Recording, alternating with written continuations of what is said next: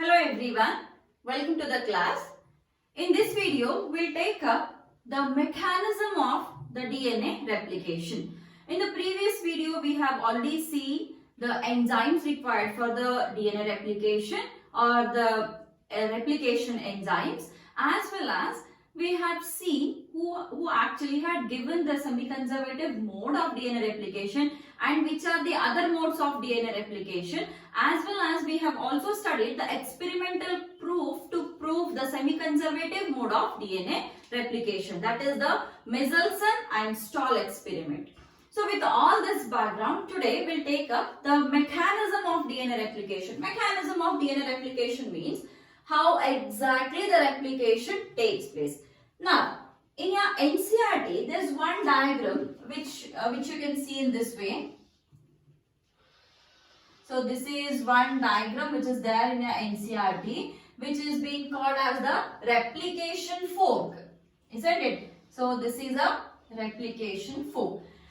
But however, let me write the mechanism diagram also, as well as I'll explain this. But before moving on to this diagram, I'll explain it exactly how it is being given in the NCERT. But before moving on to this diagram, we'll first see the complete mechanism in detail. Okay, and then finally I'll just explain what exactly this diagram or this replication fork means. So now we know that here is the DNA. This is how a DNA is present. Now if you split this DNA or if you just make the strands apart, in that case one will be 5 prime 3 prime and another one will be 3 prime 5 prime. This is how we get to see. But if this coiled DNA, if it has to uncoil in this way, then we have seen there are some enzymes which are responsible for uncoiling or unwinding of the DNA, isn't it? So the very first thing which happens in the DNA here is, see, this is a coiled DNA, or how exactly it is present in the cell, or how it is a part of a genome. Now somewhere, in some particular position, we have a sequence called as ORIC, or origin of replication sequence. So that is the sequence from where exactly the replication has to begin. The start point of the replication. All the details we have seen in the previous video. So if you have not watched my previous video, before watching this video, just go back to my previous video, guys, because this is only the mechanism I'm explaining here.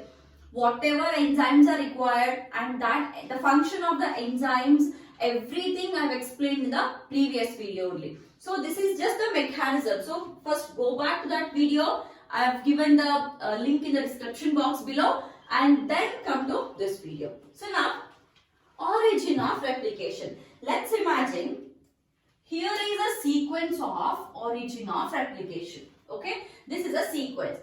If this is the sequence of origin of replication, then somewhere here the replication has to begin.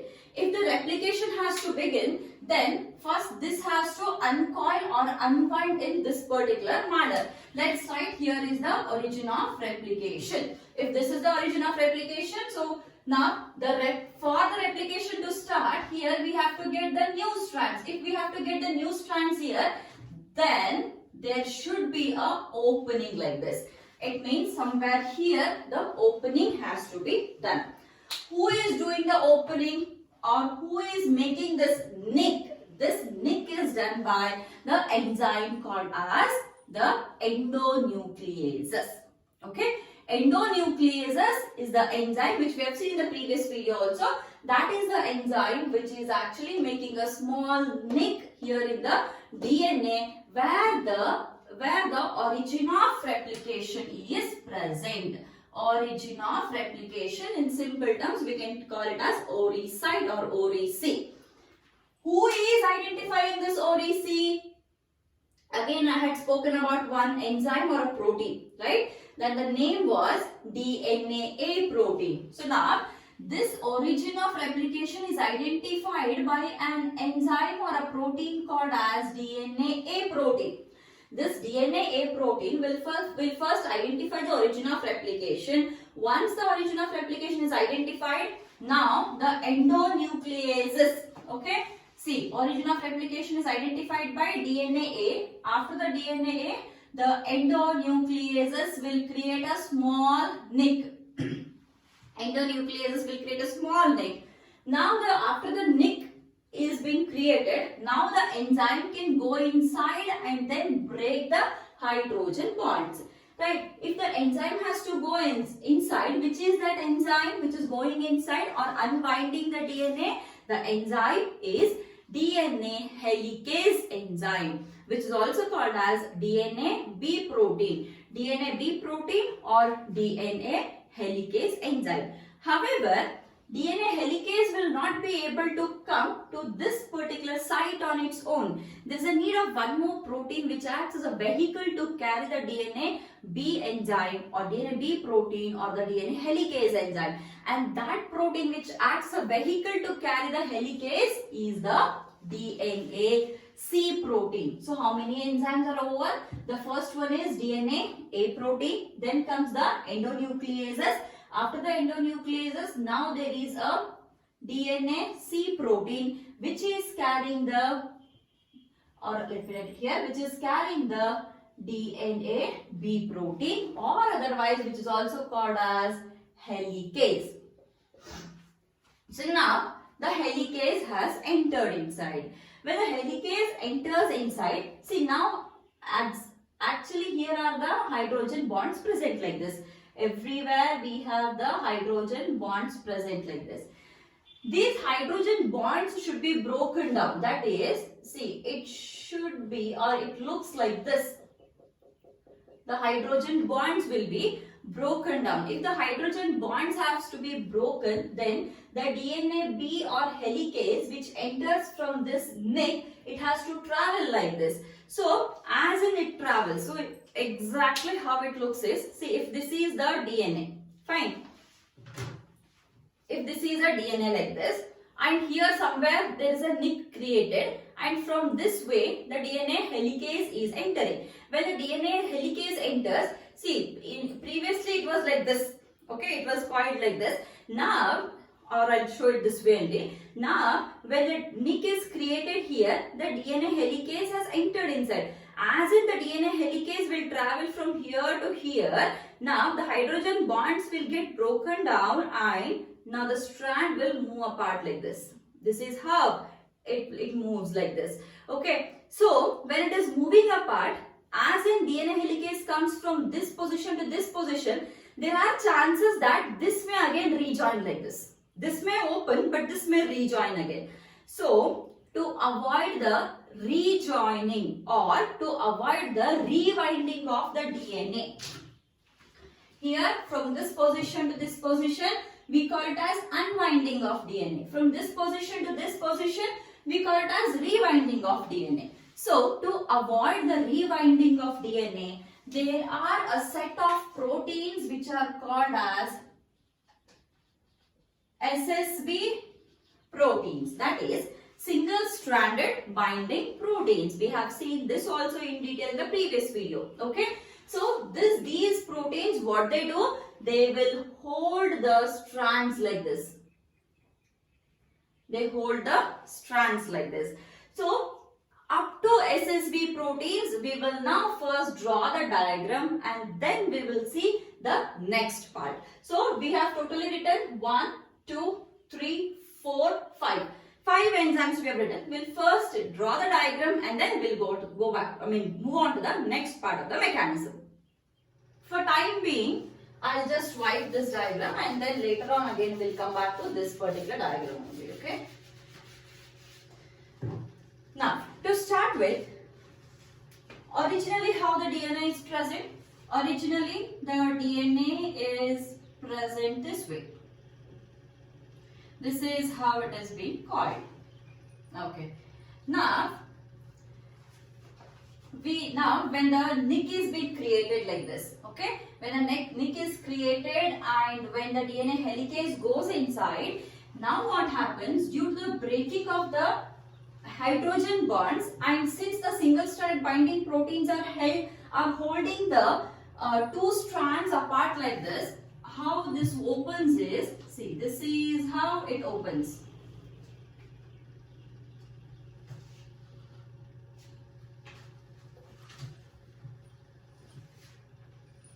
Okay, this is how it opens. Fine.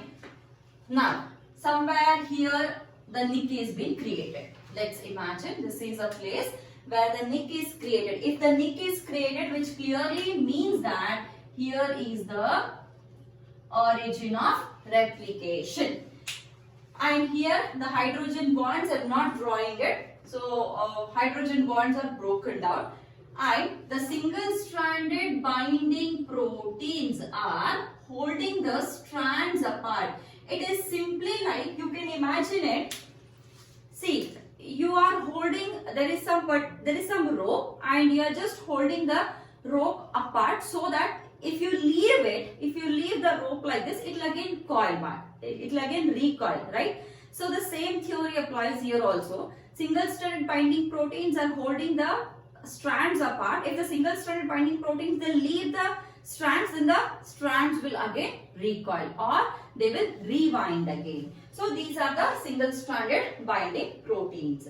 Now, see, we'll first take this one. So here is the 5 prime, here is a 5 prime, and this is a 3 prime end. And similarly, this is a 3 prime end, and here is a 5 prime end. Now what happens? The new strands have to be formed, or the new strands have to be synthesized. That is what the DNA replication means. Now these two parental strands will act as the template strands or the reference strands, and for both of these strands, we have seen it in the semi-conservative mode of DNA replication, where we had seen a semi-conservative, non-conservative as well as conservative mode. There we have seen it, right? So the two parental strands like this. So this is how they will be called. Later on they get separated, and this acts as one parental strand, this acts as one parental strand. This is one reference and this is one reference, or one template and another template. And for this there is one new strand, and for this there is one new strand formed.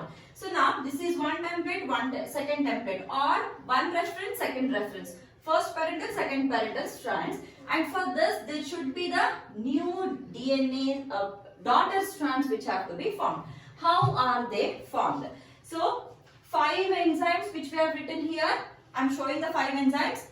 The origin of replication was identified by DNA A protein, and then the endonucleases created a nick here. After creation of the nick, now comes the DNA B helicase which have to enter and break down the hydrogen bonds here, and that DNA B cannot come on its own, hence the DNA C is acting as a vehicle to carry the DNA B to this particular location, and then single stranded binding proteins are holding the strands apart. This is the story. Next, what happens? Next, now see, if this is the 3 prime, we have seen it in the chemical structure of the DNA that wherever there is a 3 prime, it means that there is a 3 prime OH or third position OH which is available for the binding here. So wherever there is a 3 prime available, from there the replication starts. Hence, a very important neat question which can be formed here. The replication will always take place in which direction? Replication takes place in only one direction, and the direction is 5 prime to 3 prime. The 5 prime 3 prime direction is the only one which, the only direction in which the replication takes place. So the new strand which is getting synthesized will be synthesized in 5 prime 3 prime direction. So if here is a 3, then there will be 5 here. If here is a 5, there will be 3 present here for the new strand, right? How the new strand is being formed. Now to this 3 prime end, if you have watched my previous video, now what happens? Okay, let me take this color only. the first nucleotide will be the RNA nucleotide. Now the first nucleotide comes and gets attached here, and this is now the first RNA, the first nucleotide in the DNA replication will be of a RNA, and this is brought here by an enzyme called as RNA primase. RNA primase. This RNA primase will add a few RNA nucleotides here like this, and now this stretch of the RNA is called as, I'll write it here only, this is called as primer. This is the RNA primer. RNA primer acts as a reference strand, or it acts as an initiating material to continue the DNA replication. Once the RNA primer is attached, now comes the DNA. See, this is actually the DNA, and this small stretches of the RNA. Now, the first step which is being done here by the RNA primer, this first step is called as initiation. This is called as the initiation. Now the next step, that is the elongation, has to be carried out. How the elongation is carried out? For the elongation, we have the next enzyme, that is DNA polymerase. DNA polymerase 3. We had seen 1, 2, 3, right? So DNA polymerase 3. Now, taking the help of this primer, it keeps on attaching the DNA like this. I have just changed the shape. The shape of the DNA and RNA are different here. These are, this is the stretch of the RNA. This is an RNA stretch, and this is the DNA. This stretch of RNA primer is attached by the RNA primase enzyme, and this next is done by the DNA polymerase 3. And this step, or addition of the nucleotides, is called as the polymerization. So this is a second step. The second step, which is called as elongation. This is the initiation. This is the elongation. See, if you see this strand properly, now if this is the 3 prime, then what I should write here? Okay. See, orientation. If this is 3 prime, this is 5 prime, and here if you cut it somewhere here, this becomes a 5 prime here, and this becomes a 3 prime here. So in which direction the DNA replication is taking place? The DNA replication is taking place in this direction, right? That is 5 prime, 3 prime direction. So the replication should take place in the 5 prime, 3 prime direction only. And it always takes place in one direction. So if this is taking place in this direction, on this strand also it has to take place in this direction only. Here it cannot come this way. Okay, here it cannot come this way. It has to come this way only. But now the problem is here. See, here we have the 5 prime, and now wherever we get the 5 prime, we don't get a point for the attachment there. Only wherever we have 3 prime, there we get a point for the attachment, right? So since it is 3 prime, now the new strand which is getting formed here will be 3 prime here. And if the replication takes place this way, then the replication, we can write it as 3 prime to 5 prime, which is totally wrong. Isn't it? Which is totally wrong. This cannot take place. If it takes place like this, then it becomes 3 prime to 5 prime direction, right? And if it comes this way, it becomes 2-way. It is only single way. It is only single way or single direction of replication.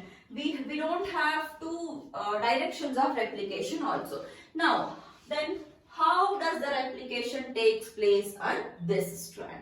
So here the replication has taken place in the 5 prime 3 prime direction. Now here also the replication should take place in 5 prime 3 prime direction only, and it has to take place in this direction only. Then how to change this reference or template strand now?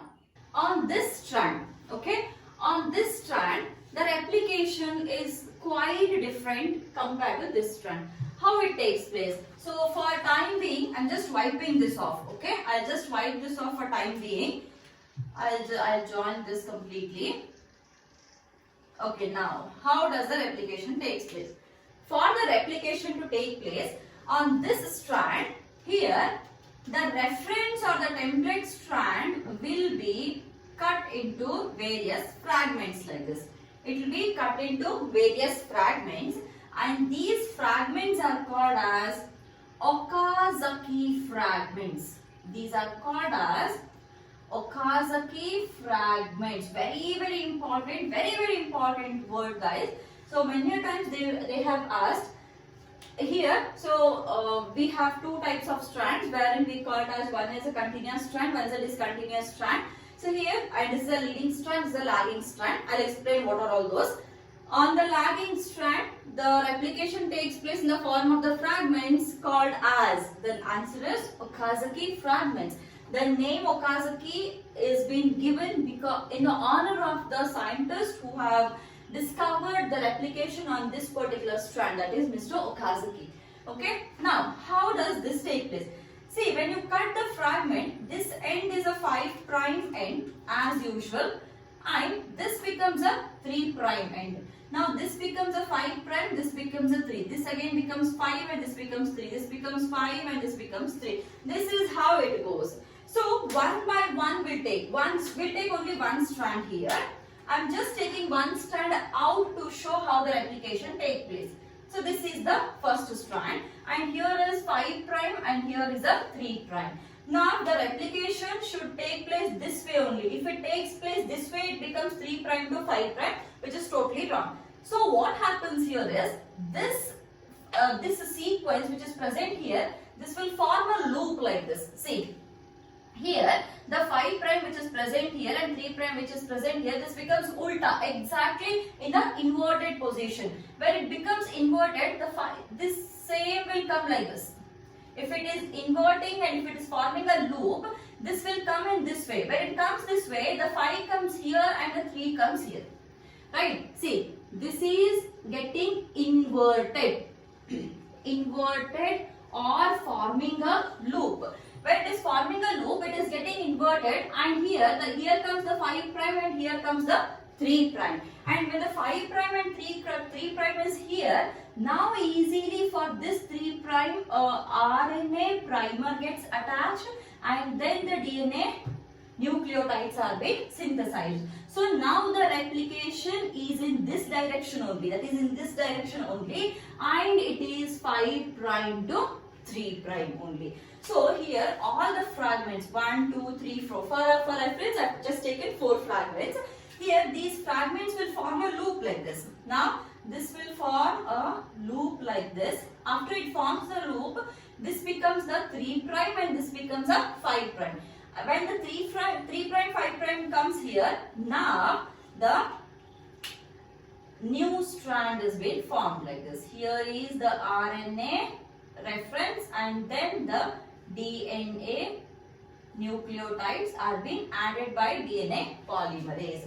So after the formation of the daughter fragment here, again this will go back to its original position. I mean that loop will be again, loop will come back to its original position. Now again similarly, second one, this fragment will also form a loop like this, and this 5, I mean loop means it is getting inverted like this. So if this is 5 and this is 3, when it gets inverted, here is the 5 and here is the 3, right? The position gets inverted. So when it is getting inverted, the positions will shift, and then it will be easier for the replication to take place. Hence, on both the strands, the replication is 5 prime to 3 prime direction, and it is only in the one single direction. Okay. Now, here the replication is continuous. There are no breaks at all. Right? Here the replication is not continuous. It is discontinuous mode of discontinuous synthesis. Here, this is a continuous synthesis. So, if they ask, okay, if in the question, if they ask, on which parental strand the continuous synthesis takes place, then which parental strand it is? Here, the 5' to 3'. 5' to 3' parental strand. Here, the continuous synthesis takes place. Then, on which parental strand the discontinuous synthesis takes place? Here, it is 3' to 5'. Here, the discontinuous synthesis takes place. And the strand on which the continuous synthesis takes place is called as a leading strand. And here, the strand on which the discontinuous synthesis takes place is called as lagging strand. Leading strand and the lagging strand. Very, very important. You will have to remember this: leading strand, lagging strand, Okazaki fragments, and everything. Now, here, if you see this shape looks something like this. See, the shape is something like this. It is exactly like this, isn't it? And this is now called as Y-shaped replication fork, which is being given in the NCERT. This is how the NCERT is given. This is the Y-shaped replication fork. Y-shaped replication fork. Now, here these are being broken down into fragments.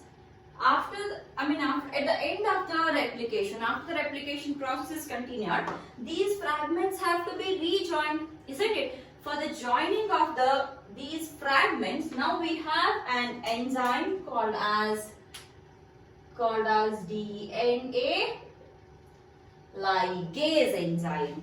So, the joining enzyme. This also we have seen in the previous video. There is one more enzyme now.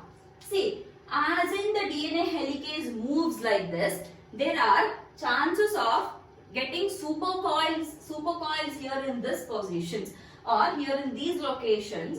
In the downstream of the DNA, of the parental DNA, there are chances that there may be supercoilings, and those supercoilings are released by one enzyme which is called as DNA gyrase. DNA gyrase, which is also called as topoisomerase. In detail, I have explained it in my previous video. Just go back to previous video before you just know this particular point in the video. Okay. Then one last thing: the termination. Initiation, elongation, termination. Let's imagine this is a point where the DNA replication has to terminate. Now there are certain proteins which are called as tar and tuss proteins. Let me write it here only. Tar and tuss proteins. Now these tar and tuss proteins will now come and they bind to the strands like this, so that the DNA helicase cannot move further. Here, the way of the DNA helicase is blocked by these tar and tuss proteins. When the tar and tuss proteins comes, the helicase has been blocked. The way for the helicase is blocked. If the way for the helicase is blocked, the helicase cannot unwind the DNA. If there is no unwinding of DNA, then there is no replication. This is how the replication will end. Hence, this is the termination. This is the termination. So, this is how the replication takes place. The replication which we have studied here and is there for your NCERT for your syllabus is the prokaryotic DNA replication. So this is the detailed replication which is sufficient to crack NEET or any examination. Okay. So my suggestion: watch the video twice and thrice. Understand it properly. Very, very important topic, guys. Very important, and you can really expect the questions because there are many enzymes involved. But again I'm repeating, first watch my previous video, that is the enzymes involved in the DNA replication, and then come back to this video, that is the mechanism of the DNA replication. Okay, so with this I'll just wind up the video now. Again I'll see you guys in the next video with the next topic. Thank you.